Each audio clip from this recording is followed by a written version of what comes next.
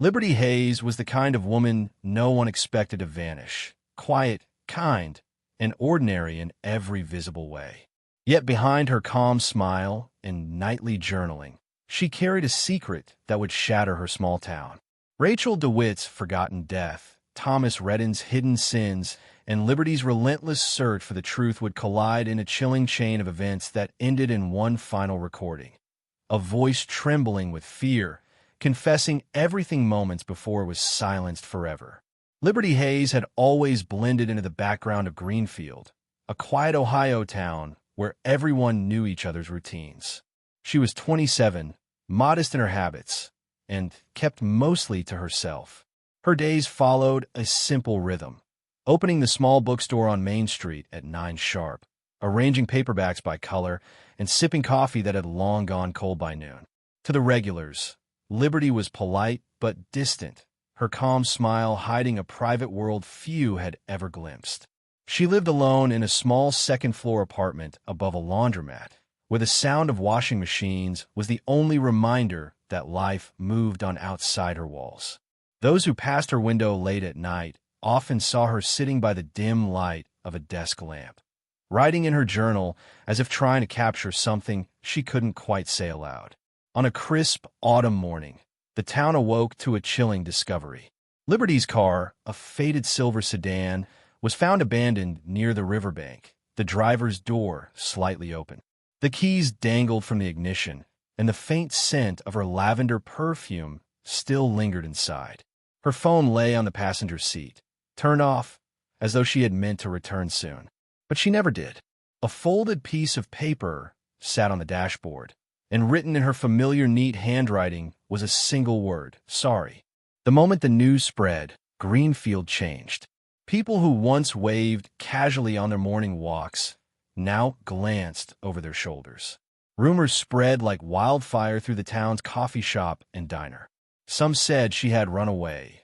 Others whispered darker theories, that someone had taken her, that she had stumbled into something dangerous. Police began their search immediately, combing through her apartment for signs of struggle. Everything was neat, untouched. Her journal open on the table, the last entry dated 2 nights before she vanished. It read only, "If I tell the truth, will anyone believe me?" Detectives questioned co-workers and friends, but no one could explain the shift in Liberty's behavior over the past month. She had seemed distracted, often glancing out the shop window as if expecting someone. Her once light demeanor had grown tense. A week before she disappeared, she had asked her boss for a few days off, claiming she had something important to take care of. No one knew what that meant. When the river was searched, nothing was found. No body, no signs of struggle, no footprints leading away from the car.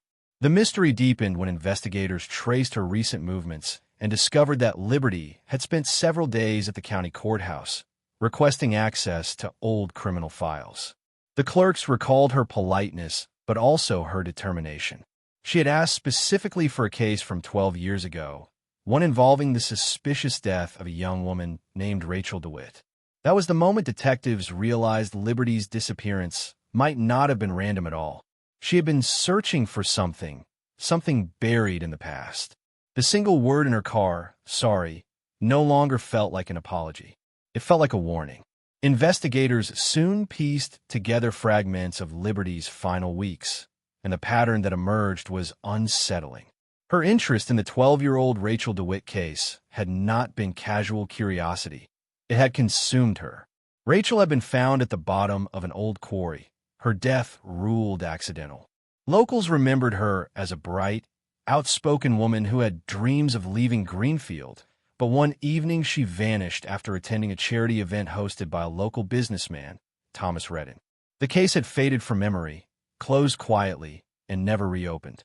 Yet Liberty had returned to it, spending hours at the courthouse, making photocopies, highlighting names, and leaving notes in the margins of her journal. She was chasing something no one else seemed to notice: discrepancies in police reports, missing photos, and evidence that had been signed out and never returned. As police retraced Liberty's steps, they found her visits extended beyond the courthouse. She had met a retired officer named Paul Brenner, one of the original investigators on the DeWitt case. He lived alone at the edge of town and confirmed Liberty had come to see him twice. She'd asked questions about missing files, unexplained witness statements, and why the coroner's report didn't match the police summary. Brenner admitted she seemed frightened but determined, as if she had already uncovered something terrible. Neighbors remembered seeing Liberty drive away from his house that last evening, her expression tense, her hands gripping the steering wheel. That was the last verified sighting of her before she vanished. In her apartment, detectives uncovered pages from her notebook filled with Rachel's name, timelines, and connections drawn in red ink. She had circled one particular sentence several times. She didn't fall. Someone pushed her. The words were underlined so many times that the paper had torn. Another page mentioned a meeting scheduled for Friday, just 2 days before her disappearance. The note only said, "Red and nose." Police began to suspect that Liberty had uncovered proof implicating someone powerful, and that discovery had cost her more than she expected. Reporters swarmed Greenfield, turning the quiet town into a spectacle. News vans lined the streets, speculating that Liberty Hayes might have been silenced for getting too close to the truth. Online forums erupted with theories, some claiming she had faked her disappearance to expose corruption, others believing she had been killed for what she knew. Still, there was no physical trace, no body, no witnesses, not even a clear lead. The most haunting detail came from the gas station surveillance video found during the second week of the investigation. The grainy footage showed Liberty pulling in late at night, buying only a bottle of water. As she stepped outside, her head turned sharply to the right, as though she'd heard something. She looked over her shoulder twice before getting into her car. Her face, caught briefly in the reflection of the glass door, showed unmistakable fear. Moments later, her car drove off into the darkness. It was then investigators realized Liberty hadn't vanished by accident. She had known someone was following her, and whatever she had uncovered about Rachel DeWitt's death was dangerous enough to ensure that her own story would end the same way, sudden, quiet, and unfinished. As weeks passed, the search for Liberty Hayes turned from urgent rescue to grim recovery. Her name filled headlines across Ohio, and the once peaceful town of Greenfield became the focus of national curiosity. Volunteers combed through wooded trails, drained parts of the river, and searched abandoned buildings, but Liberty's trail ended at the riverbank. It was as if she had simply dissolved into thin air. Then, nearly a month later, a fisherman walking along a quiet stretch of the river made a discovery that reignited the case. Buried beneath damp soil and fallen leaves was a small wooden box, sealed tightly with tape. Inside, wrapped in plastic, were Liberty's handwritten notebooks, several old newspaper clippings, and a small USB drive labeled in blue ink, "My Last Confession." Forensic technicians examined the drive immediately. It contained a single audio file. When investigators played it, they heard Liberty's voice, soft, unsteady, but deliberate. In the recording, she described uncovering a cover-up connected to Rachel DeWitt's death. She said Rachel had been having an affair with a married man, someone influential in Greenfield, and that her death was no accident. Liberty claimed she had found a missing witness statement that mentioned seeing Rachel arguing with that man near the quarry on the night she died. The name in the report had been blacked out in official files, but Liberty said she discovered it elsewhere, hidden in a separate folder. She never spoke the name in the recording. Instead, she paused, took a shaky breath, and said, "If something happens to me, you'll know why." The file ended abruptly with the faint sound of a car door closing and footsteps on gravel. Investigators were left shaken. It was no longer just a disappearance. It was a confession, a trail of breadcrumbs leading back to a secret someone wanted buried. The discovery of the audio brought a new wave of attention and pressure to reopen the long-forgotten DeWitt case. Detectives revisited evidence, tracking down people mentioned in Liberty's notes. They found inconsistencies, officials who had retired early, reports that had been mysteriously misplaced, and payments made to an anonymous account during the same year as Rachel's death. As they followed Liberty's notes, one name appeared repeatedly: Thomas Redden. He was a local businessman who had funded several community projects, a man respected by nearly everyone in town. His name had been mentioned briefly in Rachel's case as one of the events sponsors the night she disappeared. Liberty's notes suggested she believed he had been more than a sponsor. He had been Rachel's secret partner. Detectives began connecting dots that others had ignored for over a decade. While investigators pursued new leads, the public clung to the haunting audio file. True crime podcasts replayed Liberty's trembling voice, and social media turned her words into a rallying cry for justice. The last confession became a phrase whispered across forums and comment sections, symbolizing the moment when one woman's truth forced a corrupt silence to break. The more police uncovered, the clearer it became. Liberty hadn't run away. She had been silenced for speaking too close to the truth. And somewhere in her final recording, buried between her words, was the key to revealing who had made sure she would never speak again. The reopening of Rachel DeWitt's case brought the quiet town of Greenfield into the harsh light of scrutiny. Detectives followed the leads Liberty had left behind, and all paths pointed toward Thomas Redden. On the surface, he was a man of good reputation, wealthy, generous, and often photographed at charity events. He had donated to the police department, sponsored the local park renovation, and funded scholarships for high school students. Yet beneath the charm and influence, a darker truth waited to be exposed. Liberty's notes suggested that Rachel DeWitt had been romantically involved with Redden and that she had threatened to reveal their relationship when she discovered evidence of his illegal dealings. Within weeks, she was dead. The connection had been erased from official records, and the case had been neatly closed. Armed with Liberty's findings, investigators obtained a warrant to search Redden's lake house, a property he rarely visited but continued to maintain. What they discovered inside changed everything. Hidden in the back of a locked storage room were boxes filled with old photos, newspaper clippings, and letters. Among them was a photograph of Rachel DeWitt and Redden together at a private party, smiling under a string of lights. The date on the back matched the night she disappeared. Tucked inside the same box was something even more chilling, a silver necklace engraved with the letter L, identical to the one Liberty's friends had described her wearing the night she vanished. Forensic teams analyzed the items, and within days, Redden was taken into custody. During questioning, he denied any connection to Liberty or Rachel, claiming the evidence was planted. But investigators soon found Liberty's fingerprints on several envelopes hidden within his desk.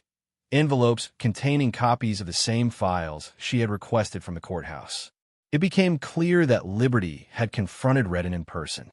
She must have demanded answers, and whatever transpired that night ended with her disappearance.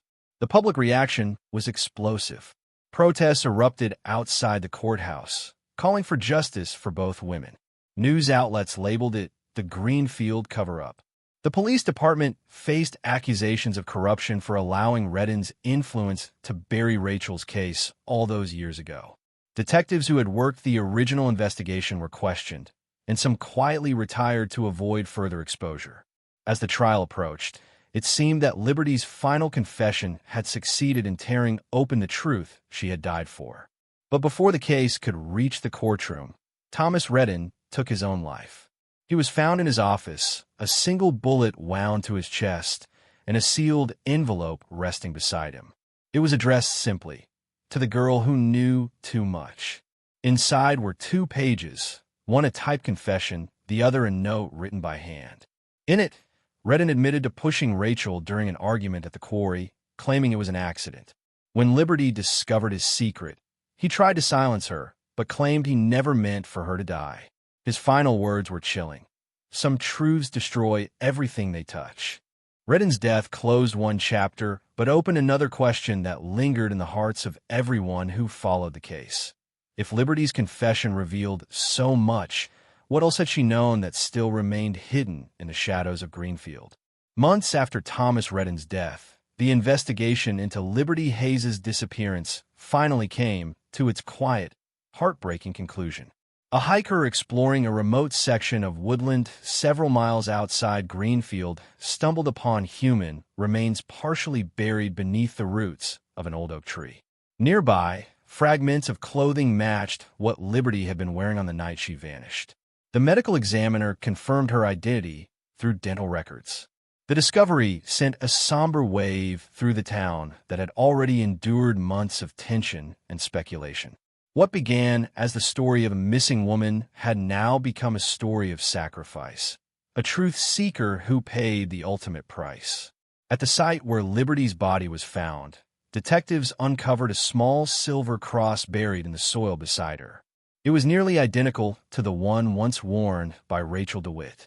Investigators believed Liberty had carried it as a symbol of her connection to the case she was determined to solve. The forensic team determined that she had been killed the night she disappeared. The blow to her head had been swift, and her body moved under the cover of darkness. Though Redden's confession took responsibility for what had happened, parts of the story still felt incomplete. There were whispers that others might have helped him conceal the crime. People who had benefited from his silence, people whose names never appeared in Liberty's notes. But without further evidence, those questions faded into the background, lost to time. After Liberty's funeral, the community of Greenfield changed. The bookstore where she once worked became a quiet memorial filled with flowers, candles, and handwritten notes from strangers. Her co-workers kept her favorite chair by the window empty, the place where she had spent countless evenings writing in her journal. Reporters who once swarmed the town slowly left, leaving behind the echo of a story that refused to fade. Every year on the anniversary of her disappearance, people gathered at the riverbank with candles, honoring the woman who had dared to uncover a truth no one else would touch. Liberty's recordings, her notes, and her relentless determination had brought long-awaited justice for Rachel DeWitt. The state reopened other unsolved cases connected to Redden's network, uncovering a pattern of influence and manipulation that had tainted the town for years. Her courage had broken the silence. Even in death, Liberty forced the powerful to answer for their crimes. Yet, for those who had known her personally, the victory felt hollow. Her mother, who lived in another town, visited the bookstore once. She placed a single daisy on the counter and whispered that her daughter had finally come home. The town streets eventually returned to routine, but there was an unspoken change in the air, a reminder that evil can hide behind polite smiles and generous donations. In the end, Liberty Hayes became more than a victim. She became a symbol of truth's heavy cost. Her voice, captured forever in that trembling audio recording, continued to haunt those who heard it. It was not just her last confession, it was a warning. The truth might set you free, but in Greenfield, it first demanded something far greater: your silence, your safety, and, for Liberty, her life.